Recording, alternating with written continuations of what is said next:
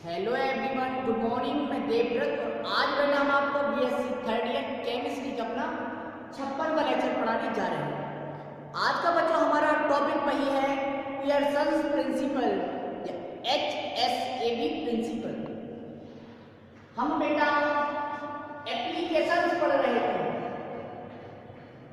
Applications of Pearson's principal.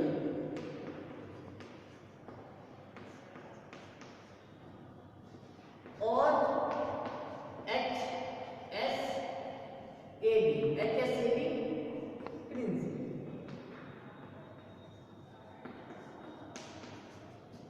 हम बेटा Pearson के सिद्धांत की एप्लीकेशन पढ़ रहे थे, अर्थात HSAB सिद्धांत की प्रिंसिपल एप्लीकेशन क्या क्या अनुप्रयोग है, आखिर हमने पियर्सन प्रिंसिपल क्यों पढ़ा। हमने आपको पहला एप्लीकेशन ये पढ़ा दिया था। पहला एप्लीकेशन था relative stability of complexes. Complexes की रिलेटिव स्टेबिलिटी को पियर्सन के प्रिंसिपल द्वारा डिटरमाइन किया जा सकता है। आपने देखा था दो कॉम्प्लेक्सेस में कौन सा कॉम्प्लेक्सेस अधिक स्टेबल होगा। इसके लिए पियर्सन ने बताया था कि बेटा हार्ड इंटरेक्शन हो या सॉफ्ट इंटरेक्शन हो, वह कॉम्प्लेक्स स्टेबल होगा। दूसरा इसका एप्लीकेशन है बेटा, दूसरा application formation of complexes by ambidentate, अर्थात एम्बाइडेंटेड लिगेंडों द्वारा कॉम्प्लेक्स बनाना। नेक्स्ट है prediction of hardness and softness of an acid and base. बेटा इस प्रिंसिपल की हेल्प से हम किसी एसिड या किसी बेस की हार्डनेस और सॉफ्टनेस को भी प्रेडिक्ट करते हैं, प्रेडिक्ट कर लेते हैं। नेक्स्ट है predicting feasibility of A reaction, कि रिएक्शन होगी या नहीं। फिजिबिलिटी भी हम चेक कर सकते हैं। नेक्स्ट है डायरेक्शन ऑफ रिएक्शन, कि रिएक्शन फॉरवर्ड डायरेक्शन में होगी यहाँ पर या बैकवर्ड डायरेक्शन, रिएक्शन आगे प्रोसीड करेगी या नहीं, ये सब भी हम देख सकते हैं केवल एसिड बेस रिएक्शन में। ठीक, अब बेटा आज हम आपको यूनिट जो थर्ड थी आपकी ऑर्गेनोमेटेलिक कंपाउंड, ऑर्गेनोमेटेलिक केमिस्ट्री जो पढ़ाई थी हमने, वहां पर एक चैप्टर रह गया था सिलिकॉन्स तथा फॉस्फाजीन्स, सिलिकॉन्स एंड फॉस्फाजीन्स। ये चैप्टर डाल दीजिए, सिलिकॉन्स तथा फॉस्फाजीन्स। अब पढ़ते हैं हम नेक्स्ट चैप्टर सिलिकॉन्स तथा फॉस्फाजीन्स। यहां पर बेटा इस चैप्टर में देखो रहा क्या है, सिम्बायोसिस।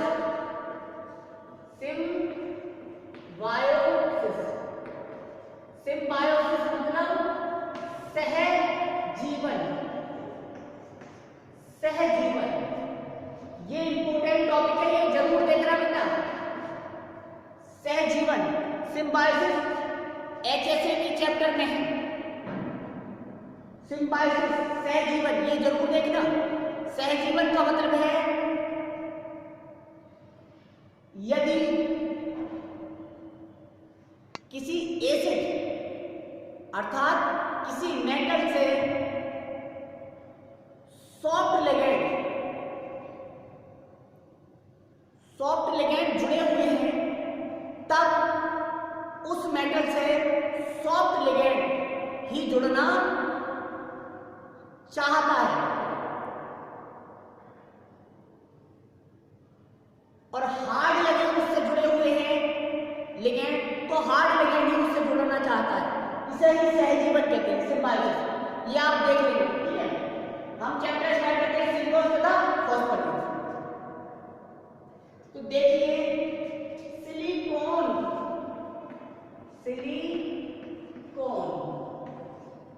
सिलिकॉन पहले तो डिफरेंस समझ लेना। सिलिकॉन, सिलिकॉन SI को कहते हैं, atomic number 14, group 4th A, period 3rd का एक एलिमेंट है सिलिकॉन। लेकिन ये सिलिकॉन और ये है सिलिकॉन। सिलिकॉन हमने बोला है सिलिकॉन क्या होते हैं, क्योंकि एक टॉपिक हमने डाला सिलिकॉन। तो सिलिकॉन पढ़ते ही हमें कीटोन जैसी फीलिंग आई, सिलिकॉन कीटोन। देखिए आप, सिलिक मतलब सिलिकॉन, सिलिकॉन प्लस ऑन मतलब कीटोन से लिया गया है। अब कीटोन तो बेटा ये होता था,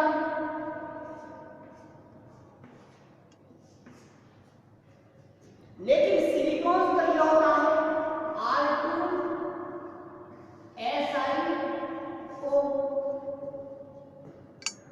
यहां पर कीटोन भी क्या होता था, R2CO।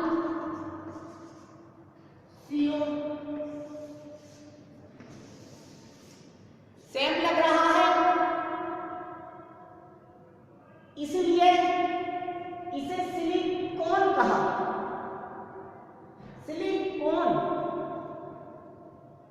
तो हम कह सकते हैं सिलिकॉन सिलिकॉन के कीटोन होते हैं, लेकिन यहां पर कार्बन ऑक्सीजन डबल बॉन्ड है, जबकि सिलिकॉन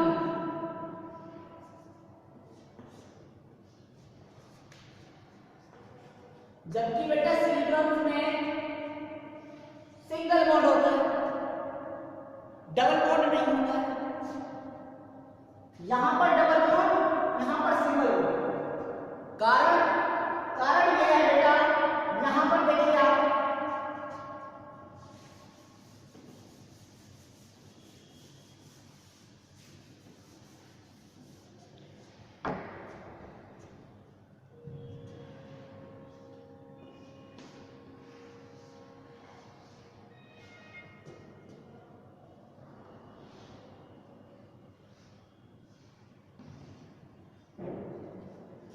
एक pure meter pure carbon, oxygen का भी है प्योर मीटर।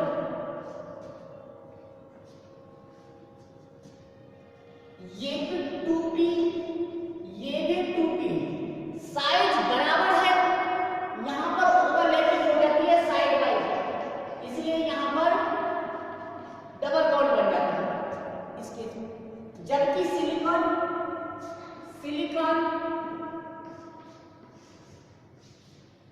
में क्या होगा, यहां पर 3p ऑर्बिटल होगा, और 3p ऑर्बिटल ये देखिए साइज मैच नहीं करेगा ऑक्सीजन के साथ। किसके साथ, यहां सिग्मा बॉन्ड तो बन गया ऑक्सीजन के साथ, लेकिन यहां पर साइज बड़ा हुआ तो इफेक्टिव बॉन्डिंग नहीं होगी, इसलिए यहां पर सिलिकॉन के साथ केवल सिंगल बॉन्ड होती है, सिग्मा बॉन्ड। तो नाम तो आया बेटा इसलिए क्योंकि R2CO के समान R2SiO होती है। जब R2CO को कीटोन कहते हैं तो R2SiO को सिलिकॉन कहते हैं। अब थोड़ा डेफिनेशन समझ लेते हैं। अब ऐसी यूनिट बहुत सारी हो सकती है बेटा, और लिखना होगा R बोलते हैं जाएगा, और जुड़ जाएगा। इसका मतलब ये तो पॉलीमर हो गए, ये तो पॉलीमर हो गए, ये तो पॉलीमर है बेटा। अब पॉलीमर में कैसे हैं? इनऑर्गेनिक पॉलीमर, ऑर्गेनिक नहीं, इनऑर्गेनिक पॉलीमर। तो सिलिकॉन इनऑर्गेनिक पॉलीमर होते हैं जिनकी रिपीटिंग यूनिट R2SiO होती है। ठीक, जरा डेफिनेशन लिख देते हैं।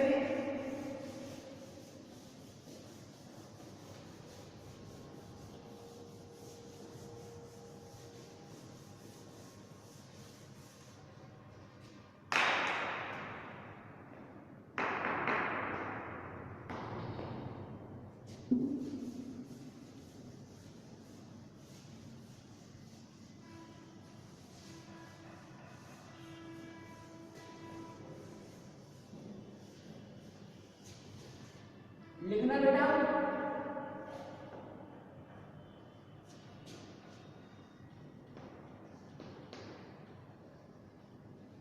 Silicones are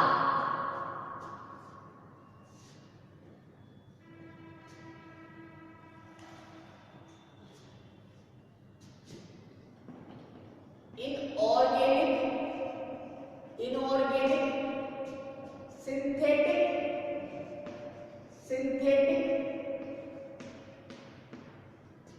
polymers. Silicons are inorganic synthetic polymers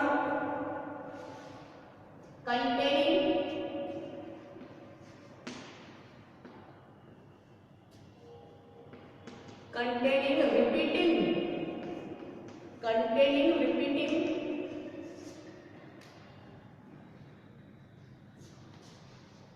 R2SiO units। अर्थात सिलिकॉन बेटा अकार्बनिक संश्लेषित बहुलक होते हैं जिनमें R2SiO यूनिट होती है। These units are held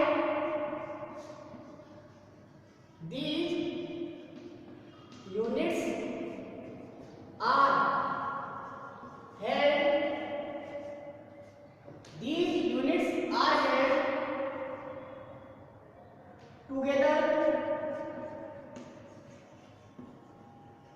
by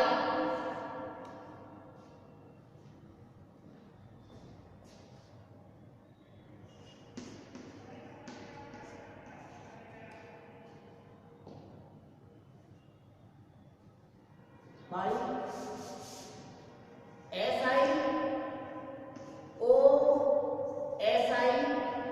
linkage।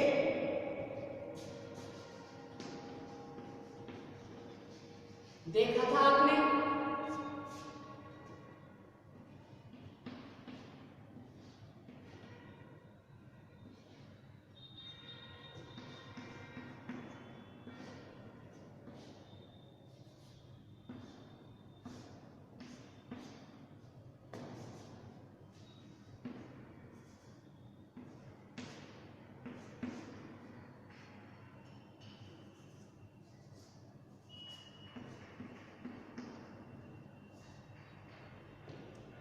ये किसके कार्य है? SiO-Si। These units head together। ये यूनिट एक दूसरे से SiO-Si लिंकेज द्वारा जुड़ी रहती है,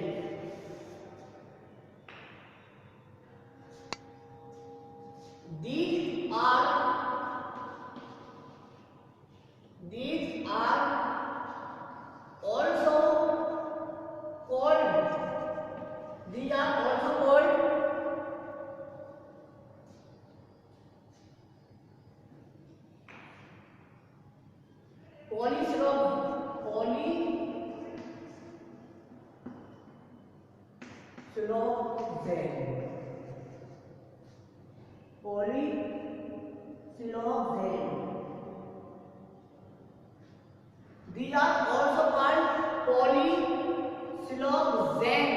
These are also called polysiloxanes। Siloxane का मतलब एल्केन नहीं लग रहा है।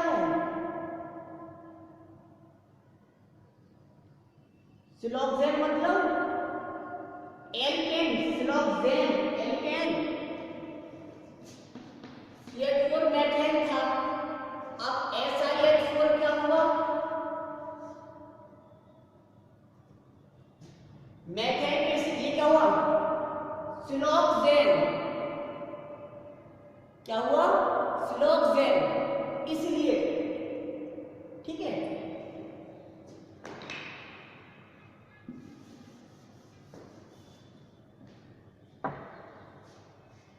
अच्छा देखिए बेटा, they have the general formula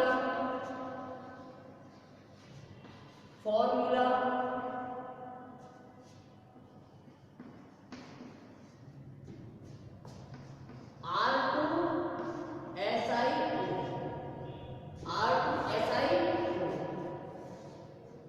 where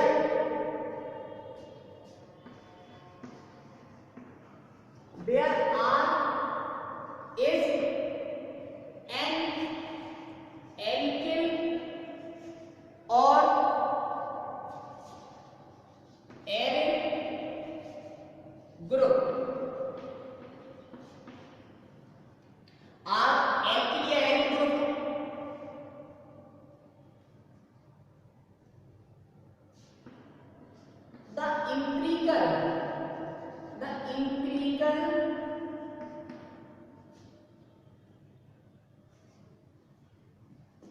The empirical formula of the polymers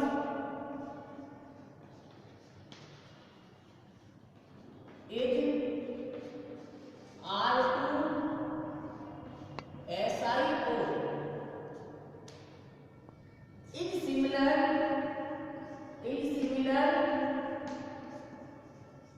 to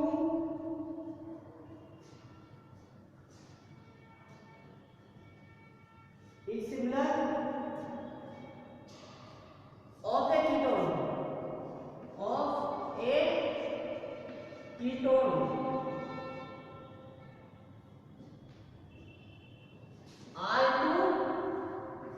R2CO। therefore इस कारण या इस वजह से therefore these are called silicates. इस कारण ये सिलिकॉन्स कहलाते हैं। सिलिकॉन्स कीटोन्स के तरह है, इसलिए इन्हें सिलिकॉन्स कहते हैं। लेकिन डिफरेंस है, कीटोन ऑर्गेनिक था, यह इनऑर्गेनिक है। कीटोन में कार्बन ऑक्सीजन डबल बॉन्ड था, यहां पर सिलिकॉन ऑक्सीजन सिंगल बॉन्ड है। ठीक है। अच्छा, ये बॉन्ड बेटा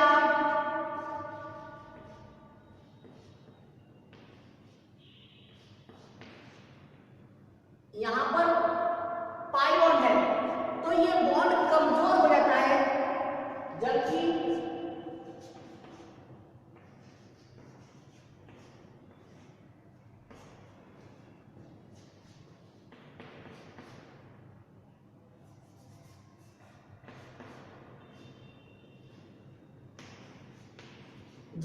ये बॉन्ड मजबूत बॉन्ड है, मजबूत लिंकेज है। इसलिए बेटा ये बहुत ज्यादा हाई टेम्परेचर को बियर कर लेते हैं।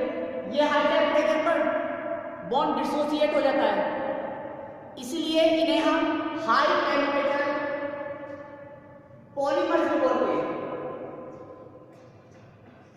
इट इज ऑल्सो called या कहते हैं these are also called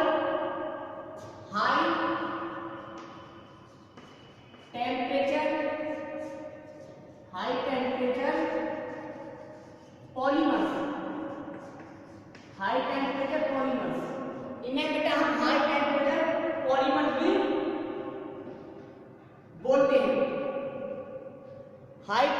structure polymer.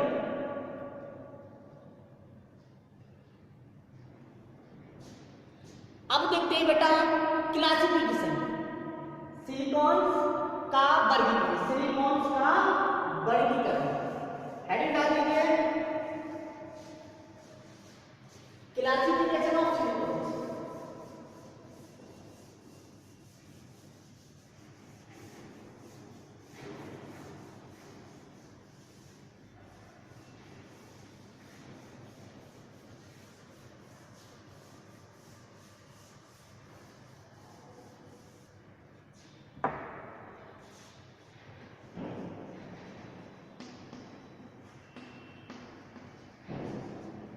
Classification of silicones, silicones का वर्गीकरण।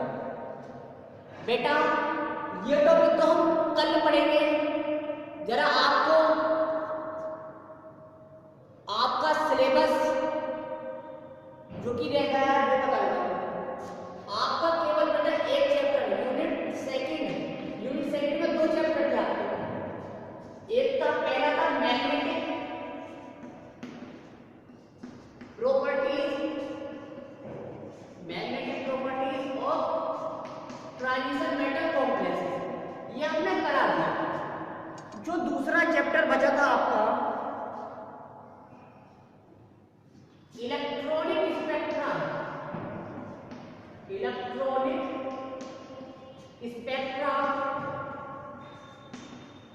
ऑफ ट्रांजिशन मेटल कॉम्प्लेक्स, ये नहीं हुआ है। तो ये चैप्टर आप स्वतः तैयार करें, क्योंकि हम ये सिलिकॉन तथा फॉस्फोजिंक्स पढ़ाने के बाद पेपर सेकंड स्टार्ट करेंगे। सिलेबस काफी है, तो आप कृपया करके ये चैप्टर स्वतः तैयार करें। ये हम पढ़ा रहे हैं, आपका फर्स्ट पेपर कंप्लीट होगा।